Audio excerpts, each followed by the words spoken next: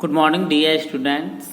आज हम आपको चैप्टर 1 में मराठा युद्ध पढ़ाने जा रहे हैं, जिसमें हम आपको पहला मराठा युद्ध और दूसरा मराठा युद्ध बता चुके हैं और आज है आपका तीसरा मराठा युद्ध। मराठों ने भाड़े के सैनिक के रूप में पिंडारियों को अपनी सेना में भर्ती किया था। मराठों का पतन होने के बाद ये पिंडारी मध्य भारत में लूटपाट कर अराजकता फैलाने लगे।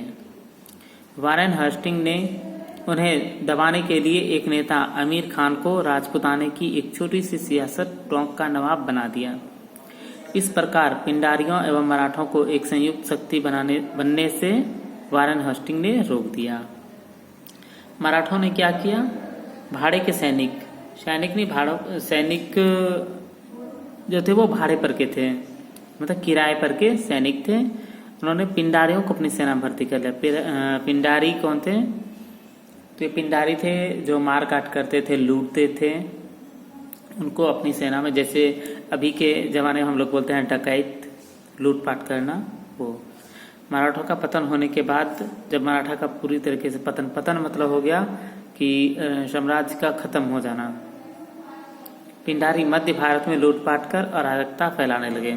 पिंडारी क्या करने लगे? मध्य भारत में, बीच भारत में, जैसे अभी मध्य प्रदेश है तो बीच का जो भाग था उसमें लूटपाट कर अराजकता फैलाने लगे।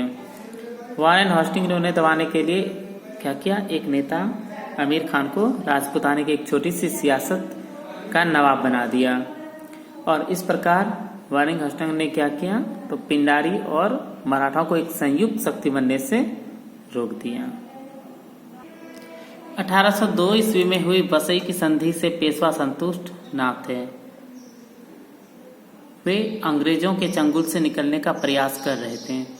अंग्रेज रेजिडेंट एलिफिस्टन ने एक अन्य सहायक संधि के द्वारा पेशवा को मराठा परिसंघ की अध्यक्षता छोड़ने के लिए मजबूर किया। इस पर पेशवा बाजीराव द्वितीय ने अंग्रेजों के खिलाफ विद्रोह कर दिया। जब उन्हें कहा गया कि पेशवा की अध्यक्षता, परिसंघ की अध्यक्षता जो थी वो छोड़ दीजिए, उसके लिए उन्होंने मजबूर किया। किसने? तो अंग्रेजों ने। उसके लिए बाजीराव द्वितीय ने क्या किया? अंग्रेजों के खिलाफ विद्रोह कर दिया, लेकिन पूना के पास किरकी के युद्ध में वो अंग्रेजों से हार गए। जब उन्होंने विद्रोह किया तो वो युद्ध हार गए। होलकर एवं भोसले भी पराजित कर दिए गए। बाजीराव द्वितीय को कैद कर कानपुर के पास बिठूर भेजा गया और उन्हें 8 लाख रुपए वार्षिक पेंशन देना तय हुआ। पेशवा के क्षेत्र को अंग्रेजी साम्राज्य में मिला लिया गया। पेशवा के साम्राज्य को क्या किया गया? अंग्रेजी समाज में मिला लिया गया और शिवाजी के वंशज को सतारा की गद्दी पर बिठा दिया गया। होलकर एवं भोसले ने भी सहायक संधि स्वीकार कर ली। इस प्रकार मराठों की शक्ति का पूर्ण रूप से अंत कर दिया गया। अब नेक्स्ट है आपका मराठों के पतन के कारण। मराठा के पतन का कारण क्या था वो पढ़ेंगे। मुगल साम्राज्य के पतन के बाद मराठों का उदय हुआ था। मराठों का उदय कब हुआ था? जब मुगल साम्राज्य का पतन हुआ था। उनका साम्राज्य विशाल था एवं एक बड़ी सेना वो अपने पास रखते थे। मराठे निडर एवं बहादुर योद्धा थे। इन सब के बावजूद ही मराठे अंग्रेजों के विरुद्ध असफल रहे। इसके निम्नलिखित अनेक कारण थे। कौन कौन से कारण थे? पहला कारण है, मराठों का साम्राज्य विशाल होने के बावजूद संगठित ना था। मतलब विशाल तो था, बहुत बड़ा था, लेकिन क्या था? संगठन में जैसे शक्ति होनी चाहिए तो वो संगठित नहीं थे, संगठन में नहीं थे वो उनके। उसके सरदार अपने अपने क्षेत्रों में स्वतंत्र शासन करते थे। अंग्रेजों ने इसका लाभ उठाया। सब अपने अपने क्षेत्रों का जो शासन करते थे, इस बात का अंग्रेजों ने लाभ उठाया। मराठों ने वित्त विभाग की सही व्यवस्था नहीं की। मराठों ने क्या की? तो वित्त विभाग की जो थी सही व्यवस्था नहीं की। फाइनेंशियल कंडीशन जो होते हैं, जब भी धन की आवश्यकता होती तो लूटपाट करके धन प्राप्त कर लेते थे। क्या करते थे? वो लूटपाट करते थे धन के लिए। ऐसा नहीं कि धन जमा करके रखें, वो नहीं होता था। अंग्रेजों के पास अनंत साधन थे। वो कूटनीति में भी निपुण थे। क्या था? उनके पास बहुत सारे साधन थे और वो कूटनीति में निपुण थे। मराठों ने सैन्य संगठन, प्रशिक्षित पैदल तथा तोपखाने की ओर भी ध्यान नहीं दिया। सैन्य संगठन जैसे होता है सेना का निर्माण करना, सेना रखना, या प्रशिक्षित पैदल चल के युद्ध करना या तोप खाना, इन सब पे बिल्कुल भी ध्यान नहीं दिया था।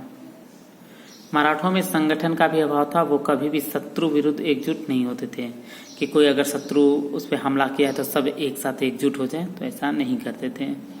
मराठे अपने द्वारा विजित क्षेत्रों से सहदेशमुखी एवं चौथ वसूल करते थे, जिसके कारण वो जनता में भी लोकप्रिय ना हो सके।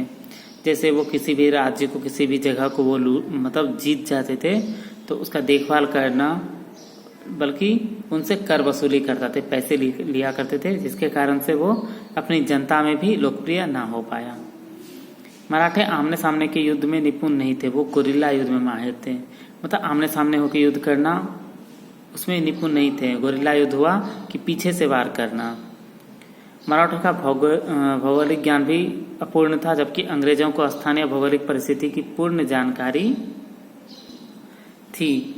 इसी कारण वो मराठाओं के विरुद्ध सफल हुए। जैसे भौगोलिक ज्ञान होना कि हाँ, यहाँ पे अभी सर्दी का मौसम है तो कितने दिन के बाद गर्मी का मौसम आ जाएगा, तो सर्दी के दिनों के लिए क्या करना चाहिए, गर्मी के दिनों के लिए। मतलब युद्ध तो ऐसा नहीं होता है कि 10 दिन में 15 दिन में ख़त्म हो जाए, वो महीनों भर चलता था। तो इन बातों का अंग्रेजों को ज्ञान था और मराठों को इन बातों की कोई जानकारी नहीं थी। 19वीं शताब्दी के आरंभ में अधिकांश मराठा नेता मृत्यु को प्राप्त हो गए थे। मराठा शक्ति कमजोर हो रही थी, जबकि अंग्रेज अधिक शक्तिशाली हो रहे थे। 19वीं शताब्दी के आरंभ में मतलब 1801, 2, 3, 4, 5 ऐसे, मतलब 1800 से 1810 तक के बीच में अधिकांश मराठा नेता जो थे वो मर गए थे, मृत्यु को प्राप्त हो गए थे, और मराठा शक्ति कमजोर हो गया था और अंग्रेज क्या हुए थे, अंग्रेज शक्तिशाली हो रहे थे। मराठाओं में राष्ट्रीय भावना की कमी थी तथा उनका दृष्टिकोण भी संकीर्ण था। वो जनहित के बजाय स्वार्थ में लगे रहते थे। मतलब राष्ट्रीय भावना, जैसे देश हित की भावना होनी चाहिए, वो नहीं थी। वो अपने में लगे रहते थे, अपने स्वार्थ में जीते थे। जनहित के बजाय, मतलब जनहित में क्या है, जनता के लाभ के बजाय, जनता के हित के बजाय वो अपने स्वार्थ में लगे रहते थे। इन सब कारण से वो उनके पतन का कारण बना ये सब। नेक्स्ट आपका ब्रिटिश साम्राज्य का विस्तार, ये आपको नेक्स्ट वीडियो में बताएंगे। Thank you.